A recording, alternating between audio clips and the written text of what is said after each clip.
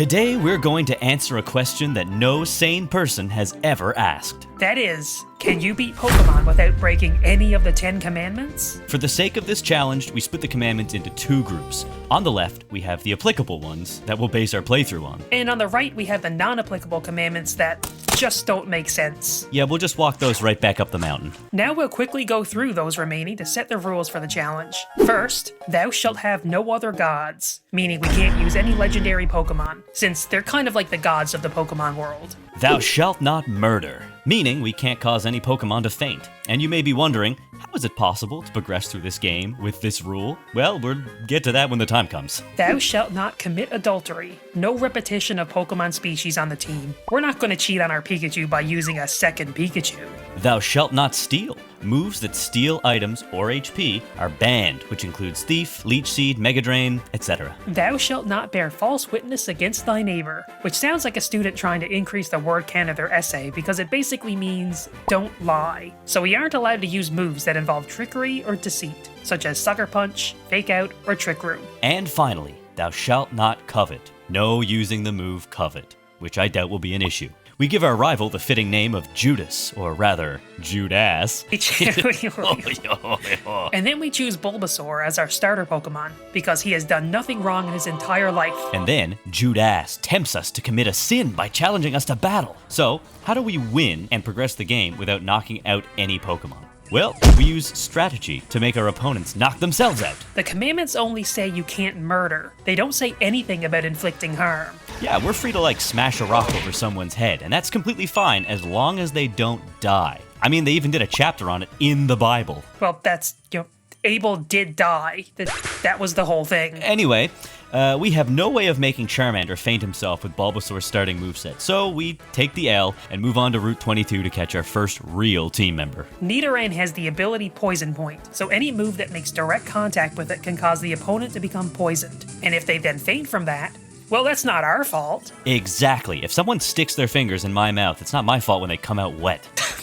Please choose another analogy. Oh, trust me, Shannon, you don't want to hear the other ones. So after an unsuccessful hunt, we realized that Nidoran doesn't spawn here in Gen 3. This threw a massive wrench in our plans, but it wasn't unmanageable. Instead, we just had to switch strategies. Heading into Viridian Forest, we captured a Caterpie and named it Plan B. You know, B for Butterfree, but also the second plan. We also ran into a Pikachu and gave the biblically relevant name Peter. That's my name. Not anymore. It belongs to Pikachu now. But Shannon, who am I now? You can be Smark. Smark? Who is Smark? You. Now, oh no. Shut up, Smark. Wipe that smark off your face, Smark. And now comes the hard part. At level 18, Butterfree learns Supersonic, a move that confuses opponents so that they have a chance to hit themselves for damage. That's our only option for indirectly fainting Pokemon right now. But Smark, how do we get this Caterpie to that point? Well, I'm so glad you asked, Shannon. By grinding on Metapod until they struggle themselves to death. Wild Metapod only know Harden, so once they run out of PP, they use the move Struggle, which causes recoil damage. So we can exploit this and grind Metapod over and over until we reach level 18 and can finally progress past the trainers in the forest. Oh my god. This will take forever. We finally arrive in Pewter City, but unfortunately our next team member is locked behind this pushy man who forces us to fight Brock. So we're stuck with using the confusion strategy only for right now. Geodude goes down easy, and Onix is looking good as well, but bam! We forgot the Rock-type gym leader has rock moves. Oh no! How did we forget that? We played this before. On the rematch, we send Baby Boy in against Onix to lower its attack. We can't use Leech Seed because that would be breaking a commandment. Now, with a greater chance of survival, we send Plan B into the fray to get Confusion's confusion, and the Boulder Badge is ours! And to celebrate, Brock teaches us how to flash. I'm pretty sure that's against the commandments. It is not, actually. Well, it should be. He also gives us the TM for Rock Tomb. Sick Jesus reference, bro. Out on Route 3, we finally catch a Nidoran for the Poison Point strategy we described earlier. We give him an appropriate name as a warning to our opponents. We head into Mount Moon, where we immediately encounter the next team member. Zubat is very useful as another confusion inflictor, as it learns Supersonic at level 11. I gave him the name Team. Why is that? Because there's no I's in Team. Sorry. On our way through, we pick up a moonstone for future use, and then arrive in Cerulean City to do some grueling training before facing our rival. We start with Pikachu for Thunder Wave. Pidgeotto is pretty strong, so we want those extra turns of survival rather than chancing Poison Point not working. Team comes in for the confusion, but Pidgeotto hangs on with 1 HP, so we had to go with Plan B, really living up to its name. Charmander uses Ember, which doesn't make physical contact, so Poison Point won't work, but we managed to win the fight through the use of expert strategy. Why are you hitting yourself? Why are you hitting yourself? Why are you hitting yourself? Halfway up Nugget Bridge, Nidoran evolves, but we can't use our Moonstone for an early Nidoking yet because there's a move that Nidorino learns at level 43 that we need. We meet the scientist Bill and help him with his sacrilegious experiments, which aren't technically against the 10 Commandments, so then we just roll back into Cerulean City and battle Misty. Staryu goes down without much issue, but Starmie is a beast at this point of the game, so we paralyze it, and oh god, it knows Recover. Okay, round 2. Staryu knocks itself out after a close call with confusion, and Pikachu faints before it can paralyze Starmie. We send Baby Boy out next for Sleep Powder, and dangerously Vine Whip it down to 1 HP. Then we confuse it with Team while it's asleep, which is weird. Is it? I always wake up confused from my naps. And with that, we obtained our second gym badge. Next up, we have to visit the SSN in Vermillion City to get the HM for cut so that we can enter the next gym. But there's no time for luxury on this liner, so we head straight for the captain's room, but get stopped once again by our rival, who basically tells us to go touch grass. We finally get a Poison Point payoff when Pidgeotto attacks Nidorino, but this small victory is short-lived when he sends out Kadabra. You're gonna die! Not only is Kadabra freakishly strong, but every living team member we have is weak to Psychic. So, it was time for Plan C. Sink the boat! Get it? Plan C? Yeah, I got it. After completing everyone's favorite gym puzzle, we fight Lieutenant Surge, using the same strategies as before, except without paralysis to help us out. Instead, we relied on sleep to get some damage in before the self-inflicted confusion. Oh my god.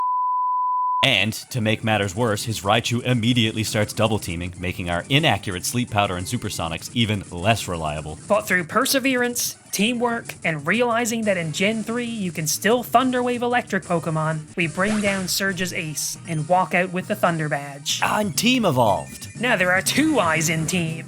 Our next destination was Rock Tunnel, where we bumbled through in complete darkness because Shannon was too lazy to backtrack and get Flash. We were already here. But we are missing the perfect opportunity to make a let there be light joke. Well, that's just low-hanging fruit. Like the apple of knowledge. Okay, well there's your Bible joke. Sink your teeth into that one. In Pokemon Tower, we can get a new addition to the team that brings a bunch of new strategies into our arsenal. After heading upstairs, we realize we need the Silph Scope to progress, so we head to sell it on Game Corner to take down an entire crime syndicate, as 12-year-olds often do. But first, we grab a Thunderstone to evolve Peter, since going forward, it won't be learning anything useful. Just like the real thing. Self-burn.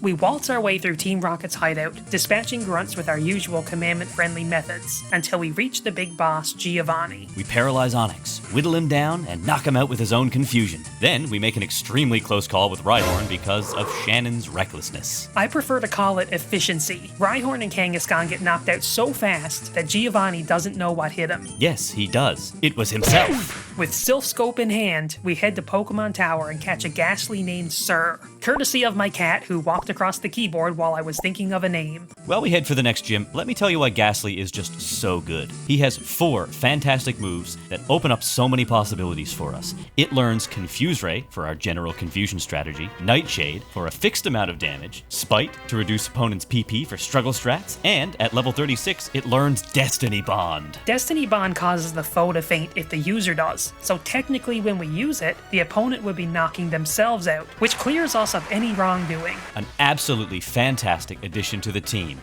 Oh, it died. Well, so did Vileplume, so we've earned the Rainbow Badge. And Giga Drain, which we can't use. We chose to take the cycling road to Fuchsia City, stopping along the way to beat up the local biker gang, yet another thing 12-year-olds love to do. After dusting ourselves off, we navigate Koga's invisible maze and challenge him to a battle. Nidorino's Poison Point is not very helpful against Koga's Poison-type Oh, no, coughing self-destructed. Well, that's one way to do it. Nidorino was helpful after all, as cannon fodder. We send out Sir, but Muck minimizes about 300 times down to basically microscopic size. At this point, does it even count as murder if we kill him? Anyway, we get sick of waiting for an attack to connect, so we use Sir's brand new Destiny Bond. Kogas Ace is a massive, level 43 Weezing, which we paralyze, whittle down, and confuse into submission. Kinda feeling like a one-trick pony at this point. Backtracking to Saffron, we see that Sabrina's gym is blocked by Team Rocket, so we head to Silph to take care of them once and for all. We scale the building, battle the grunts, warp the pads, and then rival fight. And more importantly, we obtain a Lapras. A bulky confusion inflictor that isn't a poison type? Sorry, baby boy. Lapras is coming with us now. But first, we have a rocket boss to deal with. Confusion, confusion, confusion, poison. Oh wow, not confusion. I am shaken. Well, we gotta switch it up somehow.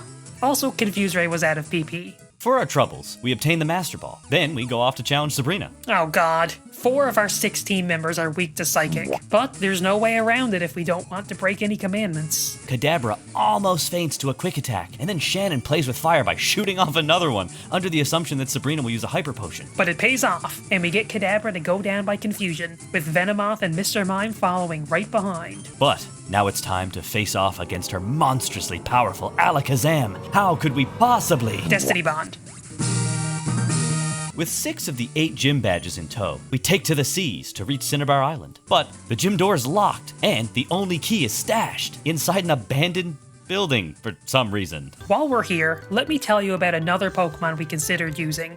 Coughing. It has pretty good bulk and the ability Levitate, which eliminates its ground weakness. It also learns Smokescreen to increase survivability, but most importantly, it learns Destiny Bond. We ultimately chose not to use it because it's yet another poison type, and Destiny Bond would be its only option for indirectly fainting opponent Pokemon. And besides, we've got something a little better coming along pretty soon. Blaine's Gym Challenge is a series of questions that allow you to pass without battling any trainers. Assuming you get them right, that is. Which, we did because we're grown men. With the challenge completed, we step up to challenge the fire leader, Blaine. Wait, Shannon, he's got a question machine as well. Oh, let's go check it out.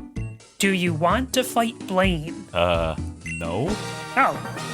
Well, that's convenient. After moving on from Blaine, Bill meets us outside of the gym and brings us to a place known as the Sevi Islands. This is important because there is one more Pokemon that we want on our team that we can find in Mount Ember. Magmar. With the ability Flame Body, any move that makes physical contact has a chance to inflict burn, along with Smokescreen to increase survivability, and Confuse Ray for the obligatory Confusion strat. This makes Magmar a formidable new addition to the team. We used the Master Ball on it because, well, why not? We can't catch any legendaries. And I named him Paul Rudd. Do I dare ask why? Well, Paul Rudd was voted sexiest man alive in 2021, and Magmar has a hot body. No!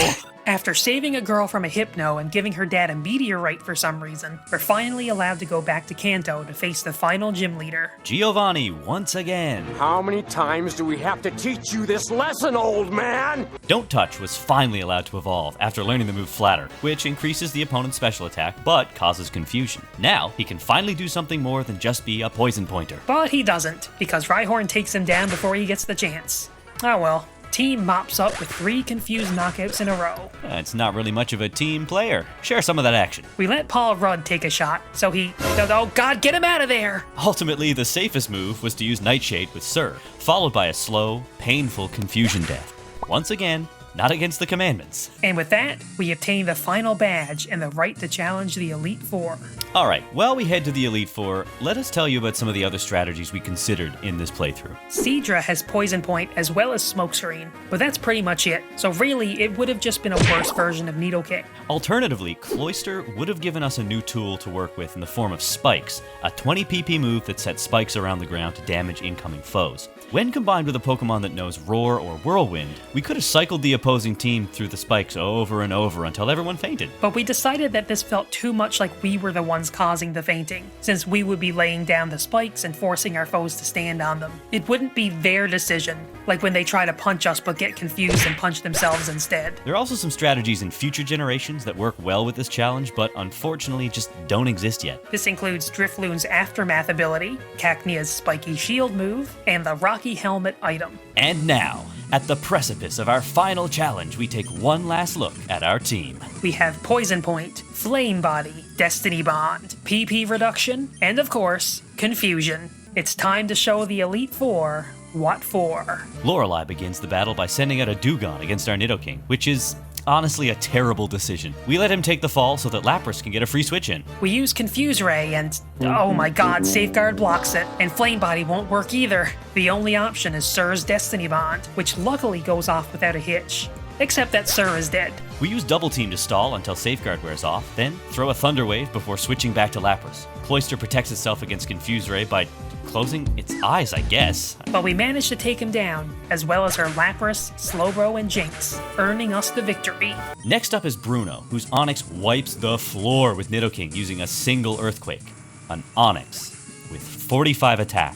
Get your shit together, Nidoking. We send out Lapras and use the last of its Confuse Rays, and waste turns throwing balls until Onix takes itself down. Yeah, and to be clear, this doesn't break the thou shalt not steal commandment, because our stealing wasn't successful. For a change of pace, we send in Paul Rudd against Hitmonchan to try and get a burn knockout, but he refuses to touch us, instead using Rock Tomb, so Team comes out to confuse him. After Destiny bonding Bruno's Machamp, we sent Paul Rudd back out against Hitmonlee, because we just really wanted to use the burn strat once. But after all the smokescreens, he just confused himself to death. Oh well, on to Agatha. Realizing that our Confuse Rays were running out and our PP restoration stock was low, we play it a little cooler with Agatha. But then she rubs our faces in it by using a confusion strat on us. It's not fun being on the other side of this. We trick Gengar into shadow punching Paul Rudd, which is a sentence that I'd never thought I would say, causing a burn that knocks it out. And then Agatha dies of old age, which isn't true at all, but the rest of the battle was just uneventful, so, we want to move on to Lance. Lance, leading off with a level 56 Gyarados. We use Raichu to wear him down and paralyze him so that Team can sweep up with Confuse Ray.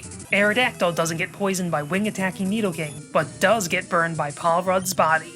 Wow. Don't do that. Okay. Dragonair uses Outrage, confusing itself in the process and doing our work for us. And his next Dragonair does the same thing. His game basically plays itself. With just one Dragonite left, we pull out the big guns and do a Destiny Bond, sending Dragonite straight to hell, and us into the Champions Room. But Judas, the betrayer, he beat us to it. And now, we must get revenge. He starts off with Pidgeoff, and we're a little under level, but that's okay. We just paralyze, and then Thunder Shock him down into confusion range, as per usual. Alakazam is too fast for Raichu to paralyze, so we switch to Lapras to tank his hits and confuse...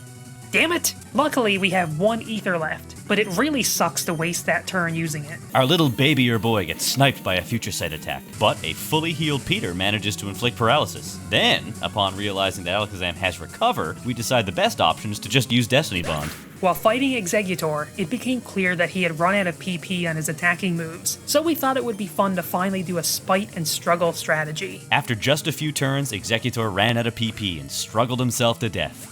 What a way to go. Hey hey Smirk, what do you call a Gyarados almost 10 levels higher than you? What? A Scary Dose. He died to poison.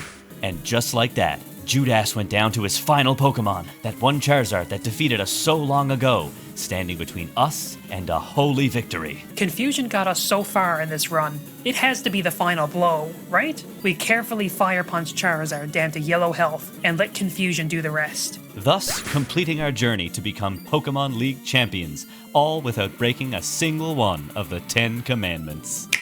Thanks for watching, guys. Let us know down below if there are any weird challenges you'd like to see us do. This is Smirk, signing off.